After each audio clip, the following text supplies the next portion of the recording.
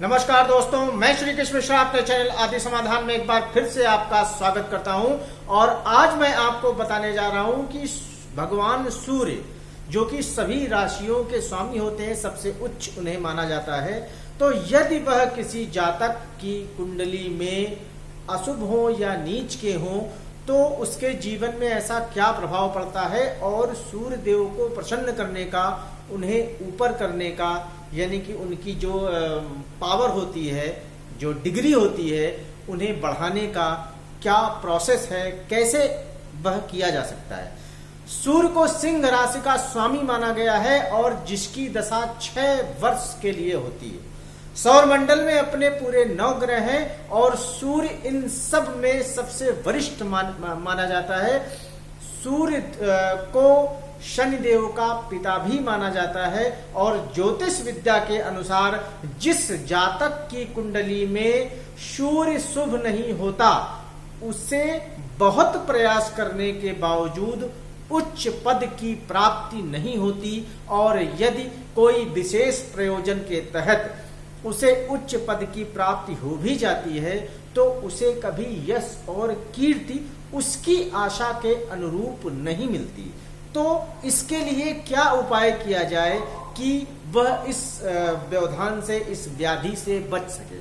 सबसे पहली तो एक बात कि प्रतिदिन नहाने के बाद सूर्य को जल अर्पित करना चाहिए, और यदि आप लाल कनेर का फूल जिस लोटे में आप जल दे रहे हो उस लोटे में यदि लाल कनेर का फूल आप डाल रहे हैं तो वह सूर्य भगवान को अति प्रिय भी होता है और साथ ही साथ उनको शीतलता भी प्रदान करता है। इसका एक विधान है, कहा जाता है कि जब शनि की 7.5 की शनि की वक्री दृष्टि सूर्य देव पर पड़ी थी, यानी उन्हें भी जब ग्रहण लगा था तो सूर्य देव का शरीर अत्यंत जल रहा था, और उस जलन से बचने के लिए जब वैद्य जी से या जो भी उनके रहे होंगे उनसे जब पूछा गया कि यह इनके शरीर में ये जलन है, ये कैसे जाएगी, तो औषधि के रूप में लाल कनेर का जो पुष्प था उसका लेप उनके शरीर पर लगाया गया था, जिससे उनके शरीर में शीतलता आई थी। इस वजह से यह फूल भी सूर्य भगवान को अति प्रिय होता है, और जल के साथ इसे सूर्य भगवान को अर्पित करने पर आपके जीवन में कोई भी ऐसी बाधा नहीं आती जिससे आप आत्मग्लानि महसूस करें या कोई ऐसी परेशानी आ जाए कि आप बिल्कुल व्याकुल से हो जाएं। बाकी सूर्य का रत्न है माणिक्य, गाय, गुड़, तांबा, सोना एवं लाल वस्त्र सूर्य भगवान को अति प्रिय हैं। रविवार को सूर्य देव का दिन माना जाता है और इस दिन गेहूं और गुड़ विशेष कर गाय को खिलाने से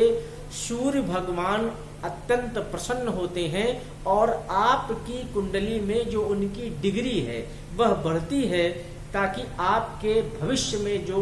घटना घट रही हैं उसमें आपको सूर्य का बलवती प्रभाव मालूम पड़ता है और अनायास ही आपको जीवन में लाभ भी मिलने लगते हैं। इसके अलावा भविष्य पुराण के अनुसार इस दिन यदि सूर्य को एक आक यानी कि मदार का पुष्प यदि अर्पित किया जाए तो मनुष्य को यदि 10 असरफियां यानी एक असरफी का अगर वजन हम 10 ग्राम मान लें तो 100 ग्राम सोना दान करने से